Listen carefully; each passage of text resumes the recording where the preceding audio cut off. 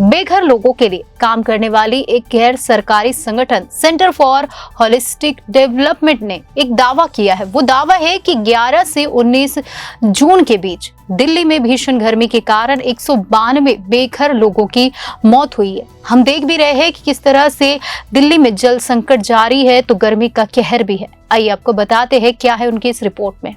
देश की राजधानी दिल्ली में भीषण गर्मी का प्रकोप जारी रहने के बीच पिछले 48 घंटों के दौरान दिल्ली के विभिन्न हिस्सों से वंचित सामाजिक और आर्थिक पृष्ठभूमि से जुड़े 50 लोगों के शव बरामद किए गए। हालांकि पुलिस और स्वास्थ्य अधिकारियों ने इसकी पुष्टि नहीं की है कि क्या सभी मौतें गर्मी से संबंधित कारणों से हुई। एक वरिष्ठ पुलिस अधिकारी ने बताया कि बुधवार को इंडिया गेट के निकट बच्चों के पार्क में 55 वर्षीय एक व्यक्ति का शव मिला। उन्होंने बताया कि मौत के कारण का पता लगाने के लिए पोस्टमार्टम कराया जाएगा। बेघर लोगों के लिए काम करने वाले एक गैर सरकारी संगठन सेंटर फॉर होलिस्टिक डेवलपमेंट ने दावा किया कि 11 से 19 जून के बीच दिल्ली में भीषण गर्मी के कारण 192 बेघर लोगों की मौत हुई। भीषण गर्मी का प्रकोप जारी रहने के चलते लू लगने से जान गंवाने वाले लोगों और यहाँ अस्पतालों में इससे पीड़ित मरीजों की संख्या तेजी से बढ़ रही है। गंभीर जल संकट से जूझ रही दिल्ली में अधिकतम तापमान सामान्य से 4 डिग्री अधिक 43.6 डिग्री सेल्सियस दर्ज किया गया। शहर में न्यूनतम तापमान 35.2 डिग्री सेल्सियस रहा, जो 1969 के बाद जून में सबसे अधिक है। राम मनोहर लोहिया RML अस्पताल में पिछले 2 दिन से 22 मरीज आए। अस्पताल में 5 मौतें हुई है और 12 से 13 मरीज जीवन रक्षक प्रणाली पर है। अस्पताल के एक वरिष्ठ अधिकारी बताते हैं कि पीड़ितों को कोई अन्य बीमारी नहीं।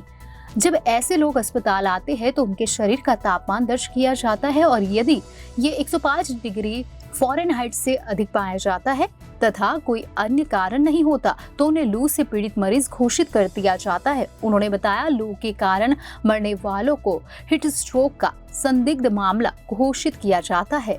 दिल्ली सरकार की एक समिति है जो बाद में मौत की पुष्टि करती है। शरीर को तुरंत ठंडा करने के लिए अस्पताल में अपनी तरह की पहली हीट स्ट्रोक यूनिट स्थापित की गई है।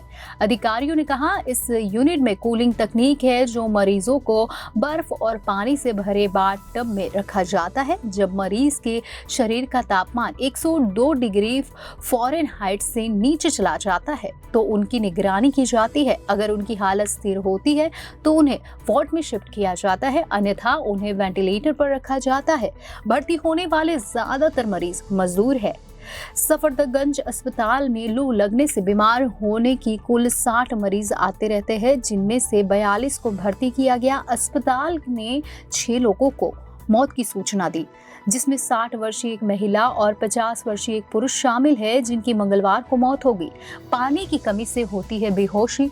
लोकनायक जयप्रकाश यानी LNJP अस्पताल के अधिकारियों के अनुसार पिछले 2 दिन में हीट स्ट्रोक के कारण 4 मरीजों की मौत हो गई। अस्पताल के एक अधिकारी ने बताया कि मंगलवार को संदिग्ध हीट स्ट्रोक के कारण 2 मौतें हुई और बुधवार को भी 2 लोग हताहत हुए। हीट स्ट्रोक के 16 मरीज भर्ती है।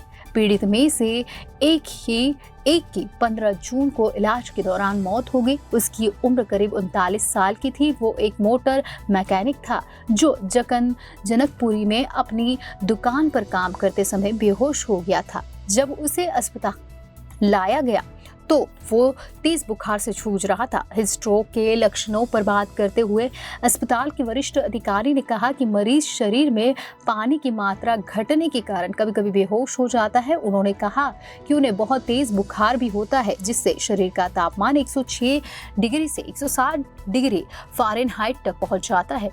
बुधवार को 12 साल में सबसे गर्म रात। दिल्ली के सरगंगाराम अस्पताल में प्रतिदिन बाह्य रोगी विभाग यानी OPD में हीट स्ट्रोक के 30 से 35 मामले सामने आते रहते हैं। अस्पताल के आंतरिक चिकित्सा विभाग के अध्यक्ष डॉक्टर अतुल कक्कड़ ने कहा, OPD में चिकित्सा सुविधाएं गर्मी से होने वाली बीमारियों से संबंधित साप्ताहिक 30 से 35 मामले की रिपोर्ट आ रही है।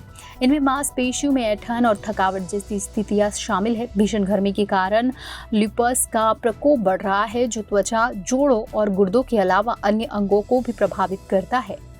लूपस से पीड़ित लोगों को अक्सर तापमान बढ़ने के साथ ही लक्षण बढ़ने लगते हैं। मौसम विभाग ने बताया कि दिल्ली बुधवार को 12 वर्षों में सबसे गर्म रात रही और न्यूनतम तापमान 35.2 डिग्री सेल्सियस दर्ज किया गया, जो सामान्य से 8 डिग्री अधिक था।